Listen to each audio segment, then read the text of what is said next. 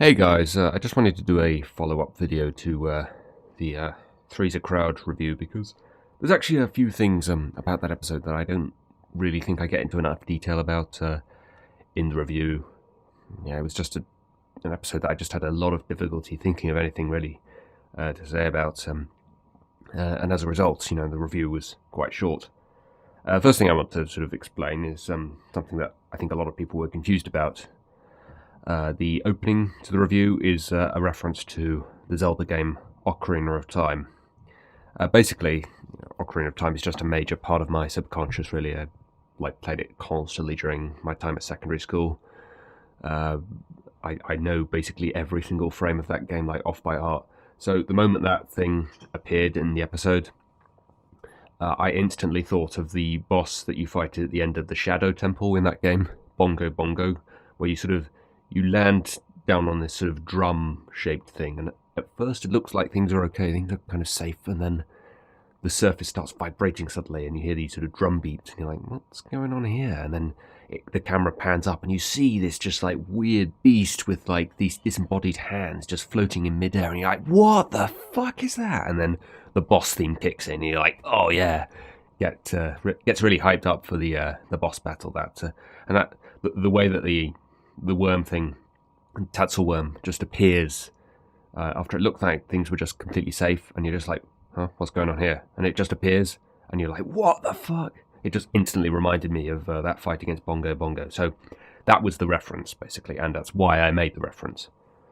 I have heard that there is already a remix of the Moldrol theme from Wind Waker. Has been posted on YouTube somewhere. So obviously I'm not the only one who's reminded of Zelda boss battles in that episode, but the specific reason it was the Ocarina of Time theme was because it reminded me of Bongo Bongo at the end of the Shadow Temple. Now, a couple of things actually I want to say sort of in defense of this episode, but I'm hearing against it quite a lot. The first thing is there's a lot of exposition, and I always really don't like the argument that, oh, the episode's boring because there's a lot of exposition. Exposition is boring. That is just something that you have to sort of live with.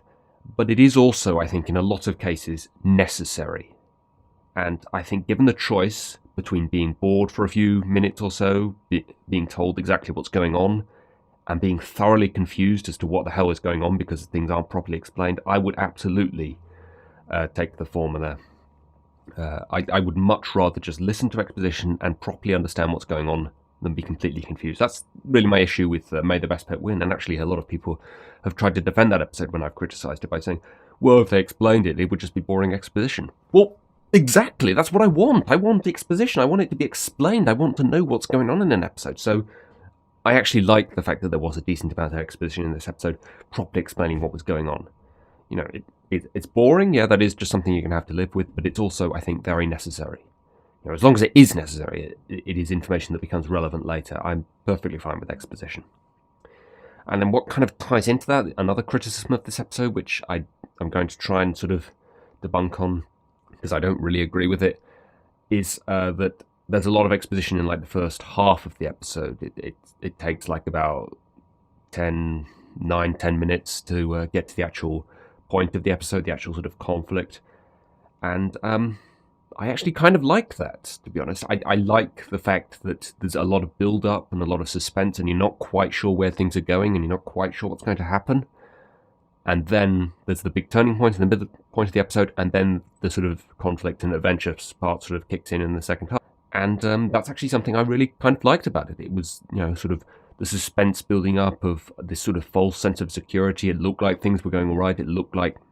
And then the bottom just falls out of everything when Diamond Tiara and Silver Spoon point out Scootaloo can't fly, and suddenly everything takes this massive U-turn into a completely different kind of direction than what it was. Maybe not a U-turn, but, a different direction, certainly.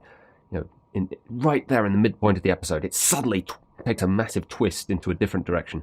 And I think that's what this episode was going for as well. It was kind of trying to sort of take you down a different path than maybe what you were expecting previously.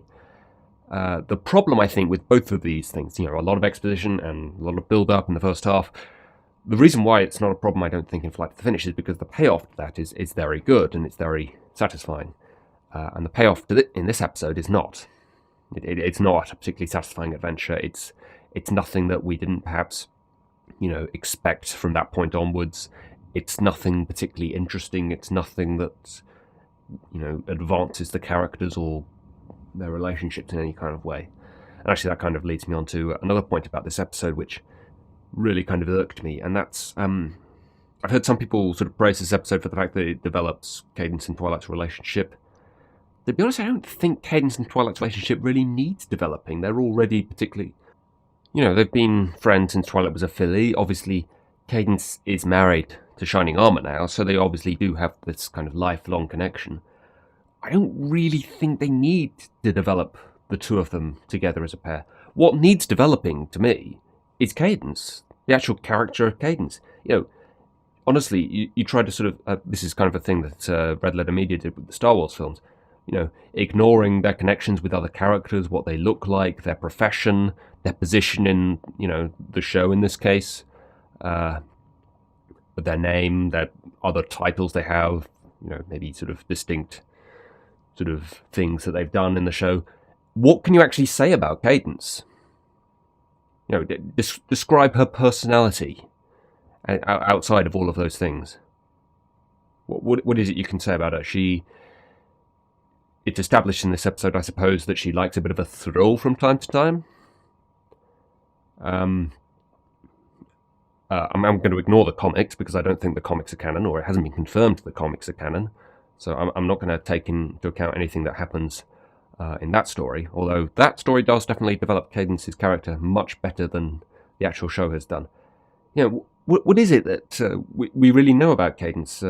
What her personality is like from what we've seen of her in the show?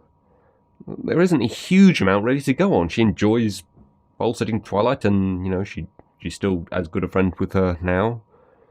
Honestly, I'm desperately trying to think of something else that I could say about her personality that's been definitely well defined or anything really, and there's nothing. And here we have not quite an entire episode, but a large portion of this episode has Cadence on screen, and they don't do anything with it. They don't really develop her character in any kind of way or show us anything distinctive about her. So that was a major thing that really kind of irked me there. Similar problem, I think, really, with Discord. Now, there was one thing somebody said to me on Skype shortly after the review came out, my review came out, and that is, I say at the start of the review that it's just a fun episode, just there to give you a bit of a fun time, and at the end, I may be sort of criticising the fact that not much was accomplished, and they're saying, well, that's why it's a fun episode. It's not supposed to be sort of doing that, and hence I was kind of aware of this beforehand, and hence that is sort of why I have decided to sort of try and be a bit more fair with the episode and say that I don't actually think it's a bad episode. It's just an episode I don't like. I think really the issue for me, or the thing that really irks me about this episode is, with an episode like Power Ponies, you kind of know going in it's not an episode that's really going to try to achieve anything particularly major or give us anything particularly new that will become relevant, during, like the series finale or anything, or it's probably not an episode that's going to be referenced later or anything like that. So you just kind of know going in, and you can just sit back and say, oh, all right, let's just have some fun with this. With this episode, this is an episode that actually had the potential and the opportunities and the chances to actually do something here that could become important later. They had the opportunity to develop Cadence. They had the opportunity to develop Discord.